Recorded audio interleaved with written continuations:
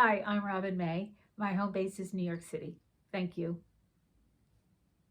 Hello? Hello, Mrs. Riddle. Yes. This is Conrad Spencer. I know who you are. No, you don't. I'm calling from Ossining Correctional Facility. I know where you are, and that you're the man who killed my daughter. To forget you is the most difficult thing to do. You don't know me at all, Mrs. Riddle.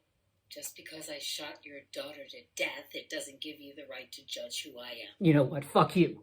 You killed my daughter. My one and only child. You deserve to be judged. I'm sorry, Mrs. Riddle. I don't mean to cause you distress. What the fuck do you want? First you killed my child and now you want to talk to me? Is this a sick joke? Not at all. Mr. Spencer, please tell me what's the reason behind this call. In 2 weeks, I'll be dead. Yes, I'm fully aware of that. As a matter of fact, I'll be watching you as you draw your last breath. You really believe that my death will give you satisfaction or closure? I didn't say that. Then why do you feel the need to watch me die? Because I wanted to make sure that you won't get to do this to someone else's daughter. You fucking coward. I can't wait to watch you die. Are you sure about that? Yes, I'm sure. Watching me die won't bring your daughter. Fuck you. Fuck back. you. Mrs. Riddle, please hear me out. You have a lot of nerve calling here and asking me to hear you out. Listen to me. I'm going to tell you the reason why I shot your daughter. Please, do tell. Nothing can happen without cause. What in God's name are you talking about? You don't know the story. Then tell me the fucking story, you criminal motherfucker. Did your daughter ever tell you what happened when she spent her summer at the Berkshires in 1961? Oh, let me ask her about what happened during the summer of 1961. Oh, wait, I can't, because she's dead. You're the reason she's dead. Do you realize that? I'm sorry for all the pain that I've caused you. I'm sorry I killed your daughter. Now I'm asking for your forgiveness. Mrs. Riddle. I'm not going to cry. I've cried so many tears. It needs to stop. So do you forgive me? I don't know. Forgiveness takes time, Mr. Spencer. It's 1963 now, and my daughter has been dead for barely 3 years. I refuse to make it sound like she's completely gone. She will be forever in my heart. I can relate. There's no need for you to lie to seek my forgiveness. Believe me, I can. You're not the only one who lost a child here. What? I lost my one and only child, too. Nobody mentioned about you having a child.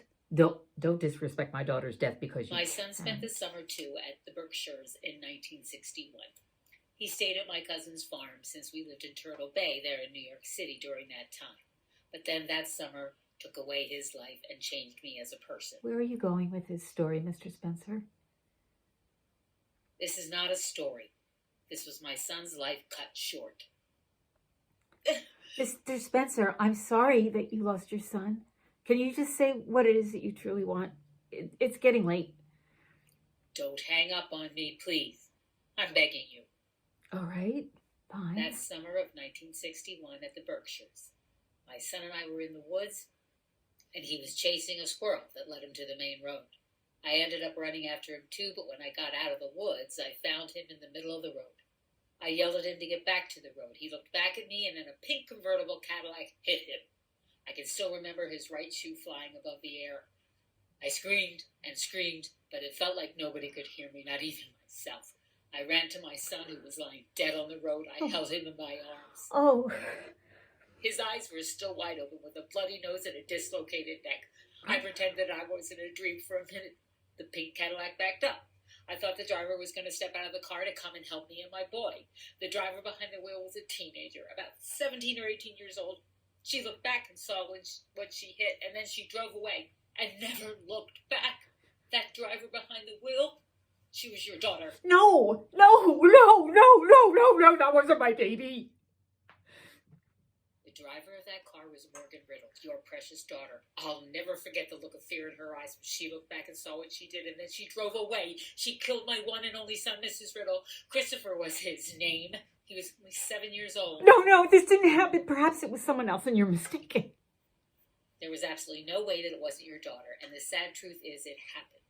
You might be wondering how I tracked her down. I know Morgan worked at the summer camp there at the Berkshires, and my cousin owned that place. That's how I got the information of where your daughter lived and went to school in Manhattan. Obviously, I never told anyone about the hit-and-run driver. I told everyone that it was a big truck with no license plate, and I never saw the face of the driver. That's the truth. I swear on my son's grave. Why didn't you say something? Why didn't you call the police? Why should I? My son was already dead. I would have taken the call for my daughter if you said something. I would have brought you a gun to come and shoot me. I would have done everything for you to take your anger out on me instead of my daughter. I wanted to play fair at first, but then I realized that life isn't. I know that life isn't fair, but you are not the law. Sorry. You are not the law. You don't get to decide Why when and not? who to... You think I haven't thought about it twice before I killed your daughter? My whole life was gone. I had my first loss when the mother of my son died during childbirth, and to lose the remaining love of my life is the heaviest, darkest of all. Christopher was my second loss. Oh, Mrs. Riddle, I don't know what else to say to you. you don't need to say anything. And again, I'm sorry for all the pain I've caused you and your daughter. In 2 weeks, you'll be dead. And you have every right to watch my hour of execution. I used to think that your punishment of death would take away all my pain, my sadness, my sorrow. I can watch you suffer, and I can watch you slowly die.